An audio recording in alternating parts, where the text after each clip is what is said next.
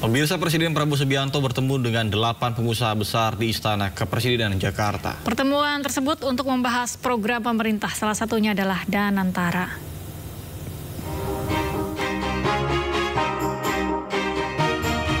Presiden Prabowo Subianto bertemu dengan 8 pengusaha besar di Istana Kepresidenan Jakarta.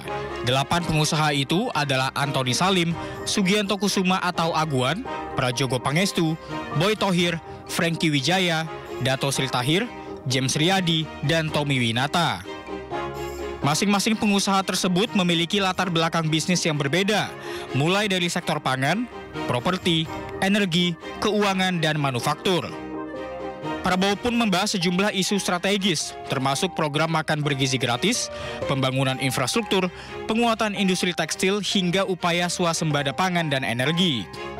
Tapi tadi yang saya lihat adalah pertemuan yang sangat baik antara pemerintah yang dipimpin oleh Pak Presiden Prabowo dengan dunia usaha. Kadin, saya sebagai ketua umum datang bersama teman-teman dunia usaha untuk berpikir bagaimana kita satu bisa mendukung program pemerintah untuk bisa mendapat pertumbuhan yang 8%, lalu juga menentaskan kemiskinan. Nah, tadi bicara banyak juga mengenai program-program Danantara. Tadi ada Pak Erick Thohir, ada Pak Menteri Rosan di sana juga bicara, dan juga tadi di situ ada tamu pembicara luar negeri yang mungkin teman-teman bisa cek. Nah, dia juga berbagi pemikiran bahwa Danantara ini adalah suatu terobosan yang luar biasa, tapi bagaimana kita bisa melakukan tata kelola yang baik, investasi yang baik untuk bisa menghasilkan sesuatu yang baik.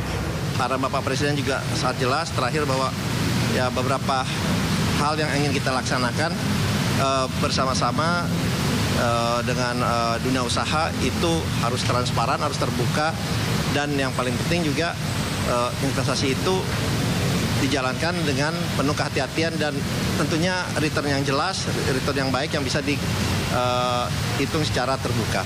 Kurang lebih seperti itulah pertemuan pada hari ini gitu. Selain itu, industrialisasi dan pengelolaan investasi melalui Badan Pengelola Investasi Danantara juga menjadi topik utama dalam perbincangan. Tim Liputan, iNews melaporkan. Pak Boy, iya. Ini pembahasannya spesifiknya soal apa Pak? Kalau boleh tahu Pak? Katanya diskusi ekonomi katanya sih. Ya. Ada tamu negara lain juga katanya Pak. Saya malah nggak tahu. Komitmen investasi juga Pak. Ya. Terima kasih. Welcome Bapak, izin Bapak. Terima kasih. Bapak belum ditanya Pak. Terima kasih. Pertemuan apa Pak Aguan nih Pak? Pertemuan. Undangan. Iya, undangan Bapak. Apa itu Pak? Belum tahu. Oke. Ada tamu negara juga Pak? Iya. Ini spesifiknya ke program prioritas Pak Aguan? Betul. Ada salah satunya soal PSN atau Bukan. MBG Banyak. atau Banyak. MBG salah satunya? Banyak dibahas. Tapi dua itu termasuk investasi Pak. Oke, thank you. Jalan belum tahu. Ya, Kita diundang aja. Kita diundang.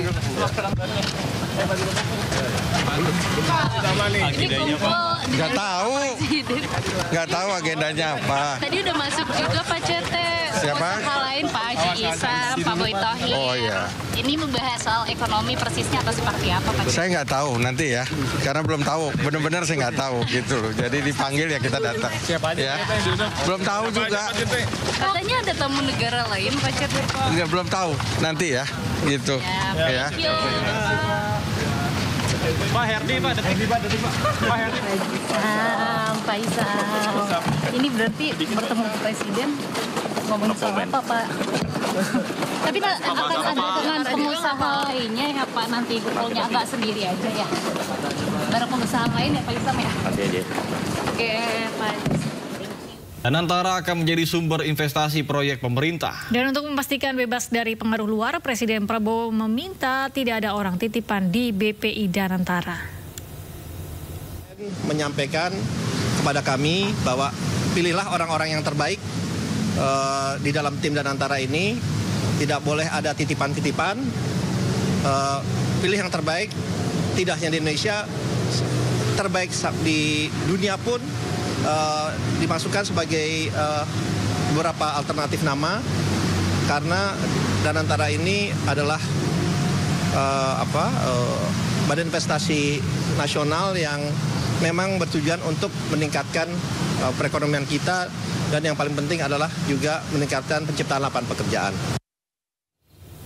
Pemirsa, Presiden Prabowo Subianto memanggil Menteri Koperasi, Menteri Dalam Negeri, dan Wakil Menteri Koperasi ke Istana Negara. Pemanggilan tersebut untuk membahas keberlanjutan program Koperasi Desa Merah Putih sebagai upaya pemerintah untuk mengentaskan kemiskinan ekstrim. Koperasi Desa Merah Putih itu yang pertama itu untuk kepentingan masyarakat desa.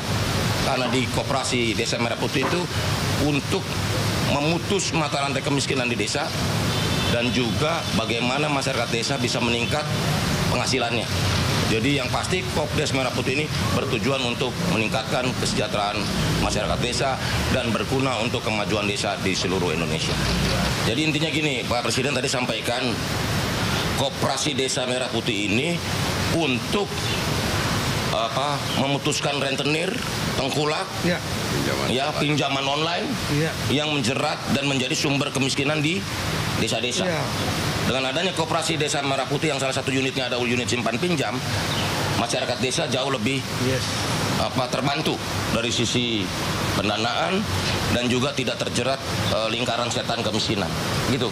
Karena utang berutang, tumpuk, gali lubang, tutup lubang itu kan tradisi yang juga mau dipangkas. Karena itu kami sampaikan bahwa Koperasi Desa Merah Putih ini memang bertujuan untuk membawa kemajuan bagi desa dan meningkatkan kesejahteraan masyarakat desa.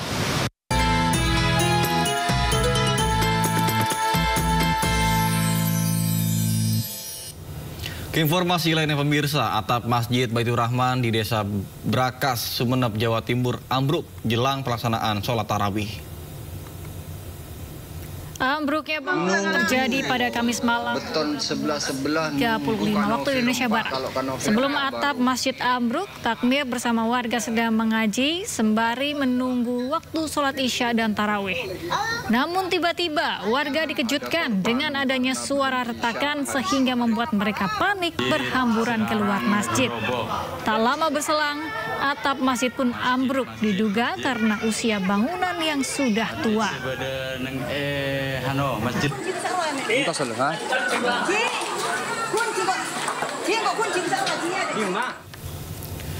Jauh sebelum pemerintah merencanakan program makan bergizi gratis, setiap hari Masjid Surabaya ini menyediakan ratusan porsi makanan gratis untuk sahur dan buka puasa. Masjid ini bahkan menyediakan penginapan gratis bagi musafir.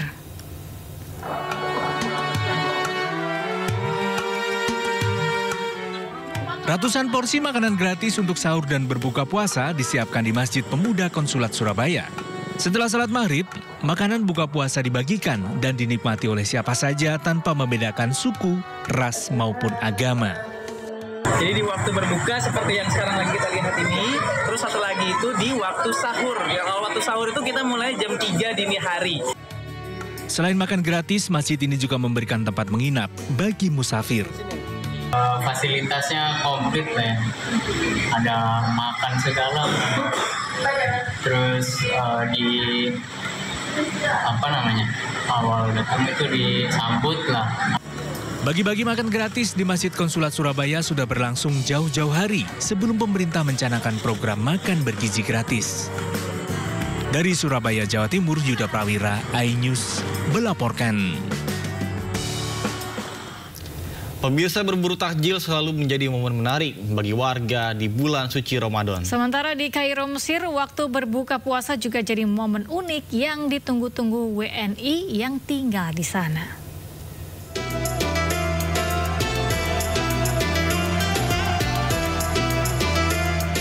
Kamu tahu nggak sih arti dari kata takjil? Takjil berasal dari bahasa Arab yang artinya menyegerakan atau bersegera, yang esensinya menyegerakan untuk berbuka puasa. Kalau di Indonesia, istilah takjil pada umumnya merupakan sebuah kudapan yang dimakan sesaat setelah berbuka puasa. Di momen Ramadan, kegiatan berburu takjil menjadi kegiatan favorit masyarakat jelang berbuka puasa. Di mana aja lokasi berburu takjil warga Jakarta? Salah satunya ada di kawasan Tebet, Jakarta Selatan. Berbagai macam jenis makanan dan minuman menggugah selera dijual dengan harga yang terjangkau. Selain itu, Jalan Panjang Jakarta Barat juga menjadi salah satu lokasi berburu takjil warga Jakarta nih. Puluhan lapak pedagang di kawasan ini mulai buka sejak pukul 15.00 waktu Indonesia Barat. Berbagai menu makanan minuman dijajakan antara lain kolak, beragam gorengan, lontong, lemper, bihun, kue basah, dan minuman segar lainnya. Untuk harga dibanderol dari Rp2.500 hingga Rp60.000. Tak kalah menarik, tempat berburu takjil di Matraman, Jakarta Timur tak bisa dipandang sebelah mata. Berlokasi di belakang masjid bersejarah Masjid Jami Matraman, tempat ini menyajikan makanan Nusantara dari sejumlah daerah. Selain itu, menu makanan internasional juga turut hadir dengan versi UMKM. Dari Jakarta, Tim Liputan iNews melaporkan.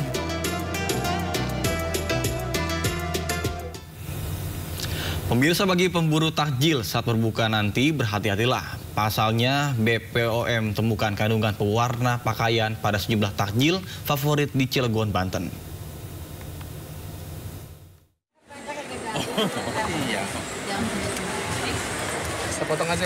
Balai Besar Pengawas Obat dan Makanan bersama Dinas Perindustrian dan Perdagangan Kota Cilegon, Banten memeriksa puluhan makanan takjil di 2 pasar tradisional di Cilegon, Banten. Puluhan sampel jenis makanan diantaranya terdiri dari kolang-kaling, cincau, sekoteng, agar-agar berwarna, tahu bakso, cumi asin, ikan asin, pacar Cina, dan sampel makanan lainnya. Dalam pemeriksaan, petugas menemukan takjil yang mengandung zat berbahaya. Ini sekarang sedang dalam proses pengujian ya, tapi kalau yang tadi pagi di Pasar Kerangkot dari 24 sampel itu ada 1 yang berdasarkan hasil uji rapid test itu positif mengandung urodamin B, pewarna tekstil. Ini akan kami follow up lebih lanjut sumbernya dari mana. Kalau ke pedagangnya langsung diintervensi, langsung disampaikan oleh petugas bahwa hasil ujinya seperti positif mengandung urodamin B. Demi memberikan rasa aman dan nyaman kepada masyarakat, petugas BPOM akan rutin memeriksa takjil yang ada di pasar. Para pembeli pun diimbau peka serta jeli saat membeli takjil agar tidak terjebak dengan produk yang membahayakan kesehatan diri sendiri dan keluarga. Dari Cilegon, Banten, Iskandar Nasution, iNews melaporkan.